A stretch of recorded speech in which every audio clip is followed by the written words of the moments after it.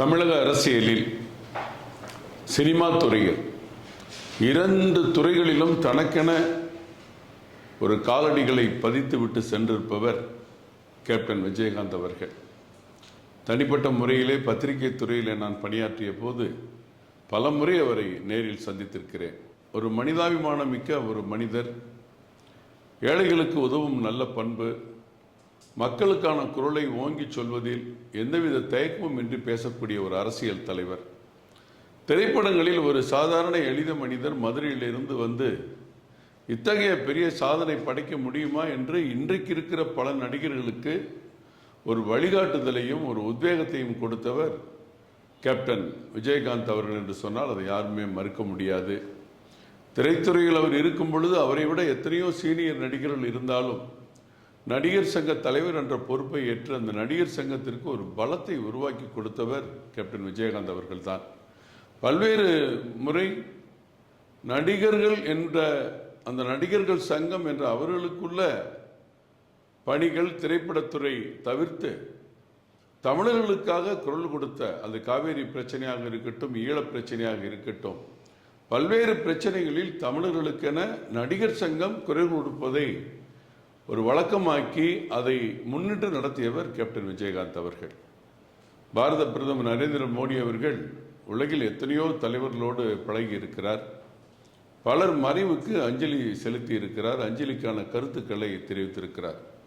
மிகப்பெரிய தலைவர்கள் மறையும் போது கூட 4 வரி 5 வரி ஒரு ட்விட்டர் செய்தி அந்த எக்ஸ் தளத்திலே பதிவு செய்வதோடு அடுத்த கருத்தை பார்க்க முடியாது. ஆனால் கேப்டன் விஜயகாந்த் அவர்கள் மறைவிற்கு பாரத பிரதமர் நரேந்திர மோடி அவர்கள் ஒரு நீண்ட ஒரு கண்ணீர் அஞ்சலி செய்தியை வெளியிட்டதிலிருந்து கேப்டன் மீது அவர் எந்த அளவிற்கு மரியாதையும் மதிப்பும் வைத்திருக்கிறார் என்பதை, அன்பும் பாசமும் வைத்திருக்கிறார் என்பதை நாம் தெரிந்து கொள்ள முடிந்தது. கேப்டன் விஜயகாந்த் அவர்களுக்கு பத்மபூஷன் விருது வழங்குவது மத்திய அரசினுடைய கடமை என்று இருந்தாலும் கூட இன்றைக்கு இருக்கிற மத்திய அரசு இது போன்ற தலைவர்களை, மக்களுக்கு உதாரணமாக வாழ்ந்து காட்டியவர்களை, மக்களுக்கு நல்லது செய்ய வேண்டும் என்று வாழ்ந்து காட்டியவர்களை தேர்ந்தெடுத்து பத்மஸ்ரீ, பத்மபூஷன், பத்ம விபூஷன் விருதுகள் எல்லாம் வழங்குவது இப்பொழுது கடந்த 7-8 ஆண்டுகளாக மிக மிக இயல்பாக இருக்கிறது.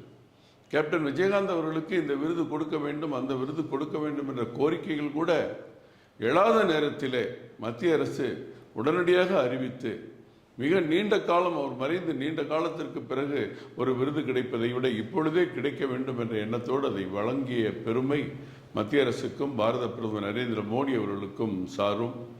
அவரோடு சேர்ந்து ஒரு 8 பேருக்கு இந்த விருதுகள் தமிழகத்திலே கிடைத்தது. டெல்லி சென்று நமது ஜனாதிபதி அவர்களுடைய திருக்கரங்களால் நமது அந்நியார் அவர்கள் அந்த விருதை பெற்றமையும் நமக்கு மிக மகிழ்ச்சியை தந்தது. தமிழக மக்கள் மகிழ்ச்சியோடு அந்த காட்சியை பார்த்தார்கள்.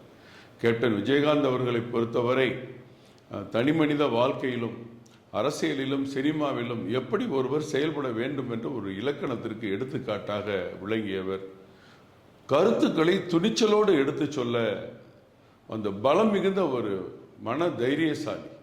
எந்த கருத்தையும் இதை சொன்னால் இவர்கள் ஏற்றுக்கொள்ள மாட்டார்கள், இது இவர்களுக்கு பிடிக்காது, இது இவர்களை நமது அரசியலை பாதிக்கும், நமது வெற்றியை பாதிக்கும் என்றெல்லாம் கணக்கே போடாமல் நல்ல கருத்து, மக்களுக்கு தேவையான கருத்தை உடனடியாக துணிவோடு எடுத்து சொல்வதில் கேப்டன் விஜயகாந்த் அவர்களுக்கு இடை யாருமே இல்லை.